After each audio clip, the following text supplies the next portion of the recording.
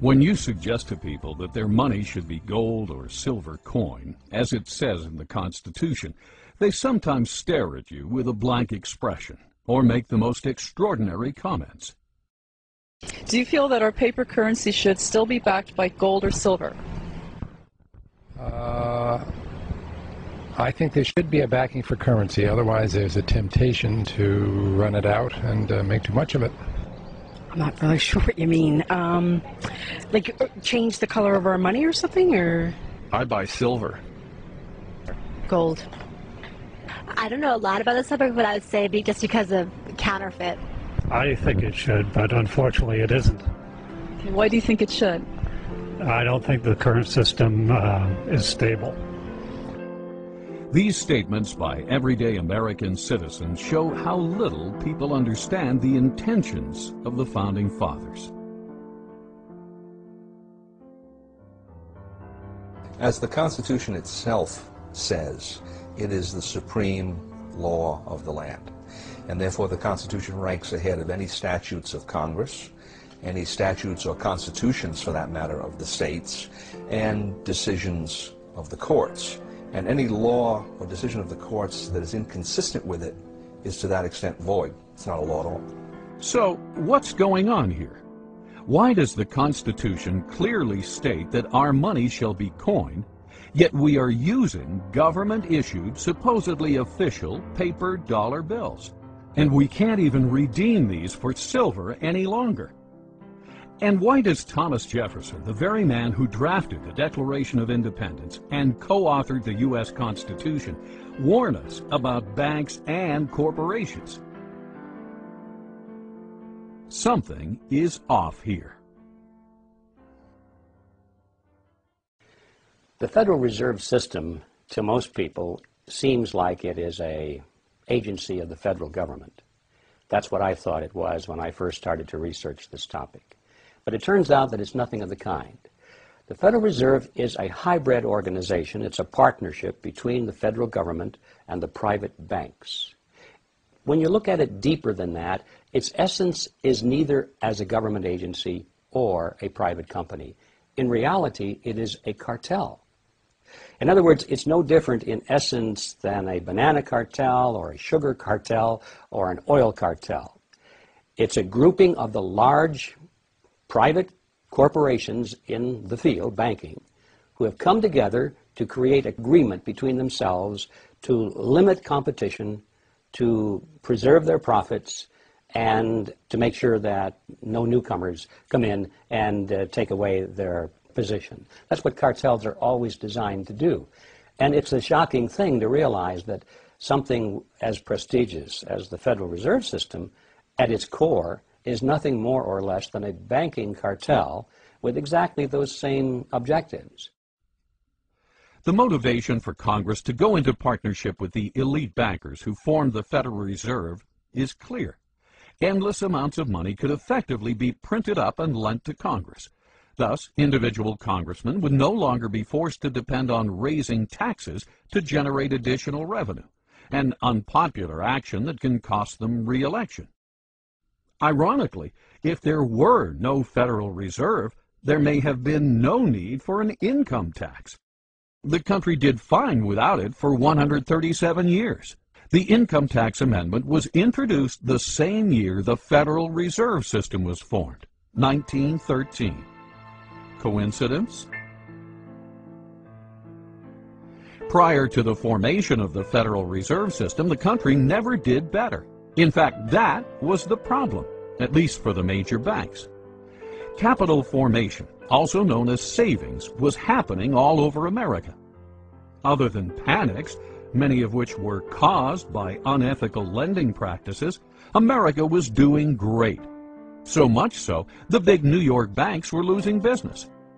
But why isn't the mainstream media telling us this story?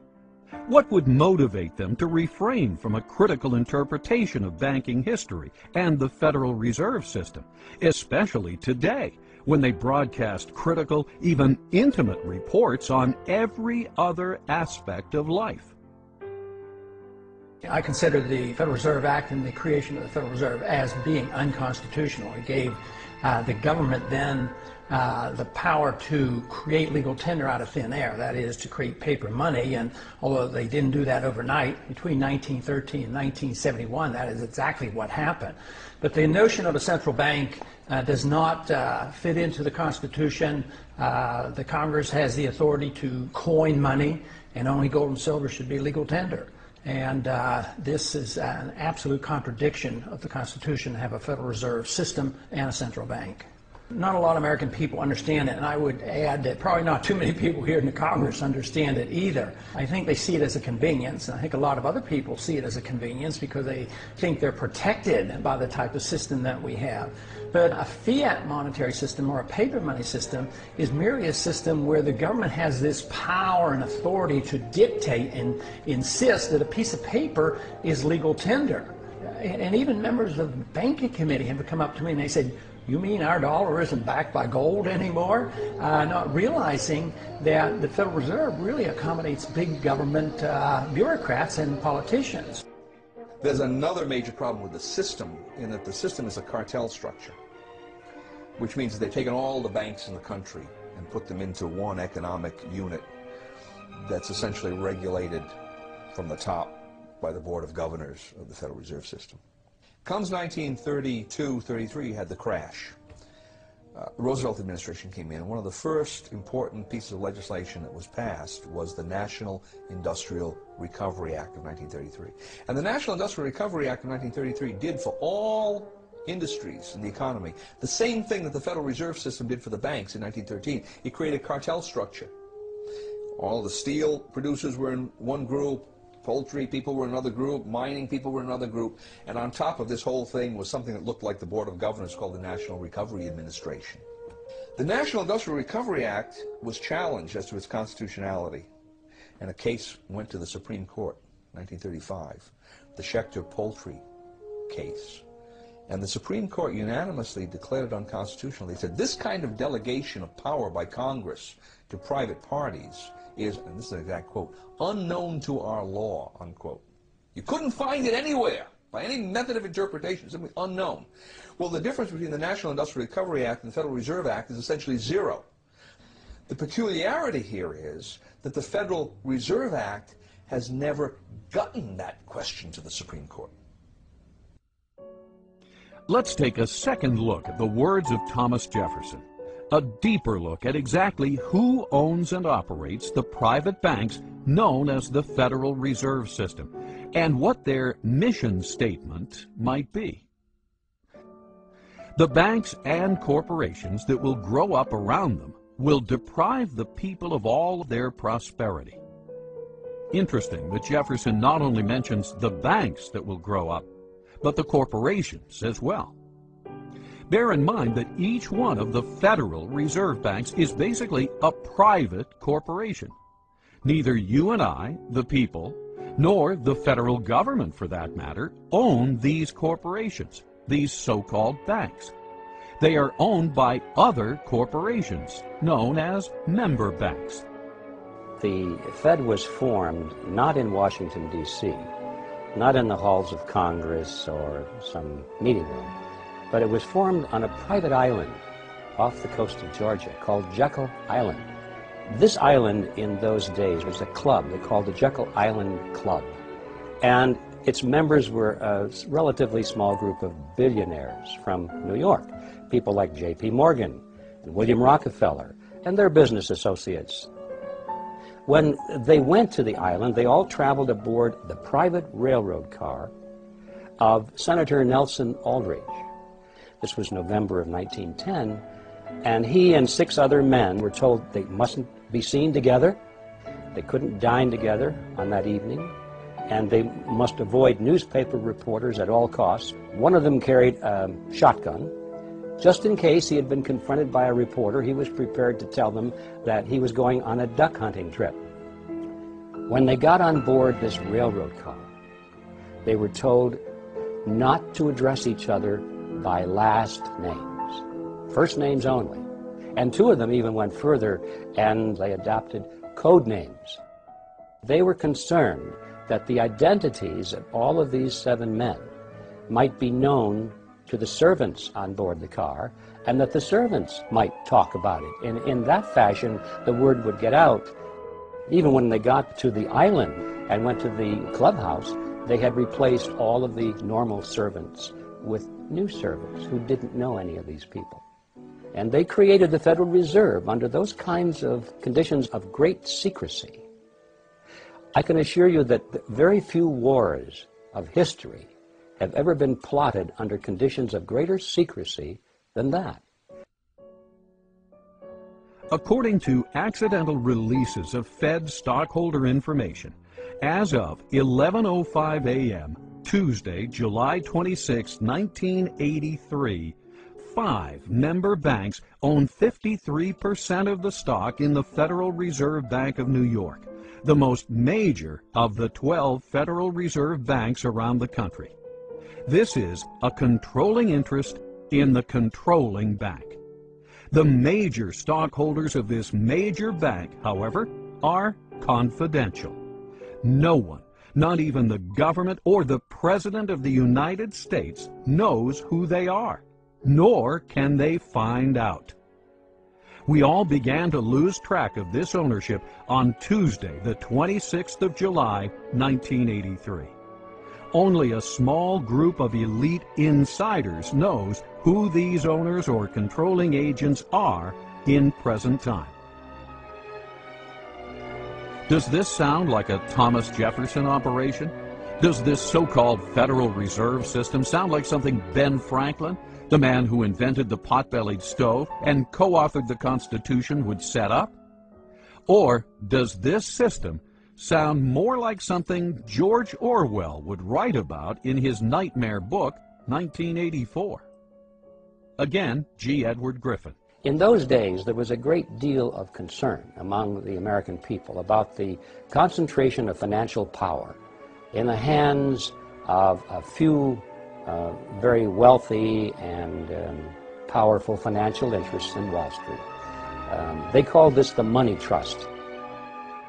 And the cry in those days was to break the grip of the money trust.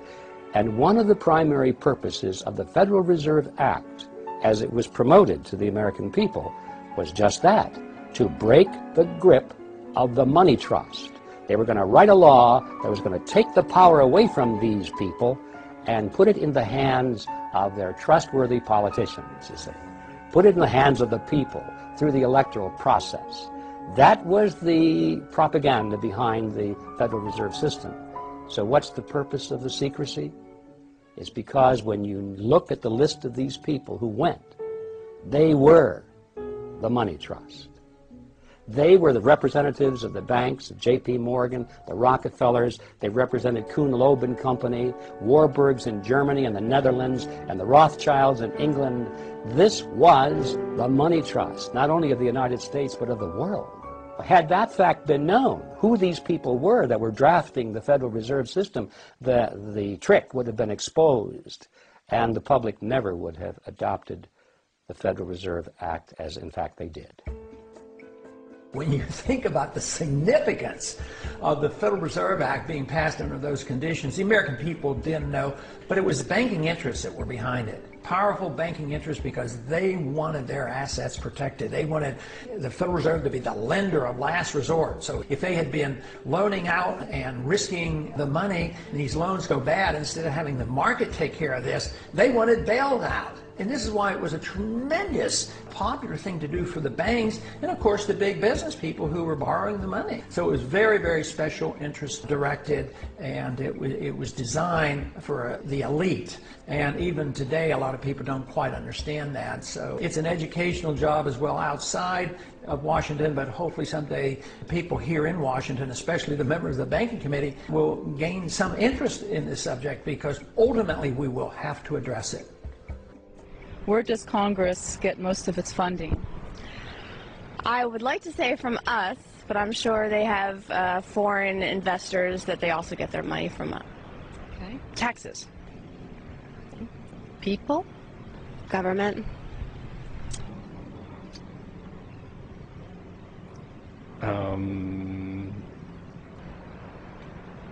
It gets it out of federal taxation, of course. From taxes, but if you mean today, a great deal we're getting from China buying treasury bills. They print it. And can you elaborate on that? They have no funding. They have no money. It's all puff and mirrors. They have no money. It's all an illusion. There's not much in back of it. As we can see, the average American citizen has conflicting ideas as to where Congress gets its funding. In actuality, Congress gets most of it by borrowing it from the Federal Reserve. The Federal Reserve gets the so-called money by effectively printing it up.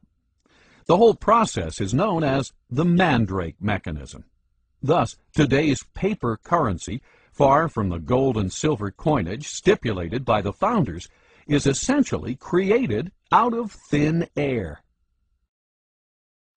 Most people are alarmed when they hear about the fact that the Fed can create money out of nothing and charge interest on it, so-called interest. It starts with Congress. Remember, a moment ago I said that the Federal Reserve System was a partnership between a cartel and the federal government.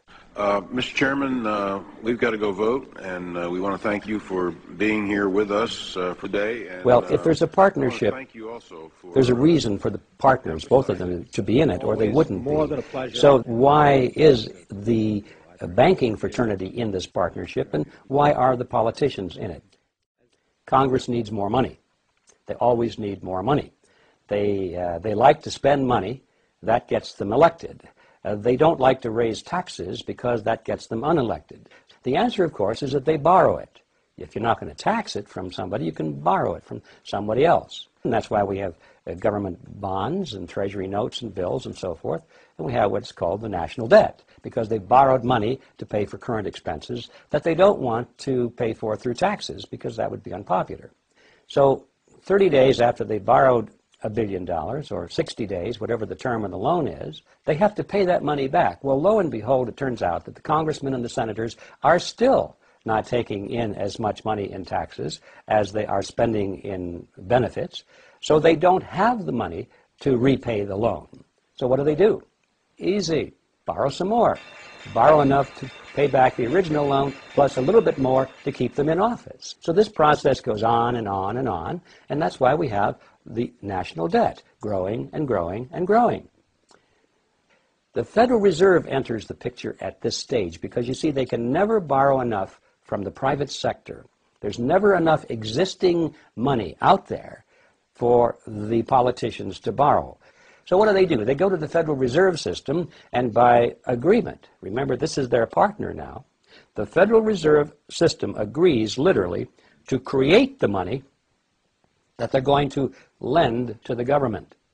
It's not really a lending at all, as you can see, but they use the old traditional words of lending it to the government, when in fact all they're doing is just printing it for the government. They're creating it for the government, and then they call it a loan. Of course, they don't print it all because most of it's checkbook money, but nevertheless, the process is the same as if they had just turned on the printing presses and printed all this money and gave it to the federal government. So now, once the Federal Reserve System creates this money out of nothing, literally, it's fresh money into the society, into the economy, and that's how the money supply keeps growing and growing and growing. What about the banking partner? What's in it for them? I come in and I give the bank, say, 100 ounces of gold, and the bank offers me some interest payment on that. They're going to pay me 3% interest. And they're going to take that 100 ounces of gold and they're going to lend it out at 5%. That's how they make their money, the 2% spread. Okay? Now that's fine so far, because I know that gold is in there, it's being loaned out, and someday, now I'm getting 2% interest, and someday I can ask for that principal back. It might be 6 months, it might be a year, whatever it is. Where the trick comes into this is the bank says, not only are we going to lend that money out, but we're going to allow you, Mr. Depositor, to draw on that money right now. All right? Which means that they can't possibly be saying that I can draw 100% of that deposit when they've also loaned out 100% of that deposit. Now, maybe they don't loan out 100%, maybe they don't loan out 90% or 80%, whatever it is. And that's the fractional reserve concept. They don't have enough reserves to pay out all of these obligations that they've made, especially with respect to paper currency, because usually that's the way it worked. Now, why do they do this? Well, they do this because they make money. Right? If I can loan out essentially more than I have in my reserves, by that difference I'm increasing interest payments. So the bankers are beneficiaries of this, and obviously the first lender, the person that receives that money, is a beneficiary because he's getting money they wouldn't have gotten otherwise, even though he has to pay interest on it. But then what happens down the line? This is the fascinating part about it. The market has set prices and wages on the basis of what it believes is the total amount of money that's in circulation. Along come the banks and they start generating new money that the market doesn't know about. It finds out about it because the money goes into circulation. So I'm the first user of this money. I've just received the loan from the bank. I'm going to go out and buy cement with it. And when I buy cement with it, cement is at the original market price. Now, as that money starts percolating into society, the market realizes there's more money than there was before. More money chasing the same amount of goods means the prices of goods go up, right? So eventually, somewhere down the line, that same cement that I just bought for $5 a pound is going to cost someone else $6 a pound. Now, if he buys that cement at $6 a pound before his income has increased commensurately, what's happening to his real wealth? He's losing real wealth, right? His costs have gone up, his income stays the same, his real wealth is decreased. Whose real wealth has increased in this transaction? Mine and the bank's, because we got the full value of the money right at the beginning. So this system transfers wealth. Somehow, you can't exactly follow it, but the principle is there. It transfers wealth from society to the creators of money. For every $1 billion that's put into the banks, I, as a commercial banker, can create an additional $9 billion and push them out into the economy as loans. Now that $9 billion based on the $1 billion, which itself was created out of nothing, all of it is just fiat money. It's created out of nothing, but the commercial banks get the bigger end of the deal, as you can see. They can create 9 for the private sector called loans, and these are genuine loans. And that is where our money comes from. That is how money is created. Every bit of it is created in this fashion. Every bit of it is based upon debt, and that debt creates money that literally has nothing behind it at all. Now this is how money is created in the Western world. And it's an amazing story. Only a very few people at the top know how money really comes into existence. Best estimates say that a network of about 7,000 people, mostly located in large urban areas worldwide, facilitate the acquisition and control of the voting stock of these banks by proxy. The marching orders as to where literally hundreds of trillions of dollars of monetary power will be directed are believed to be given by the 7,000 on instructions from an insider control group we estimate to number about 300. Of the 300, many are related to one another by blood, marriage, and business ties, and, it would seem, have family ties to the original robber barons of the Industrial Revolution at the turn of the 19th century. More importantly, however, most of the 7,000 involved in this group may be largely unaware of their negative effects on society.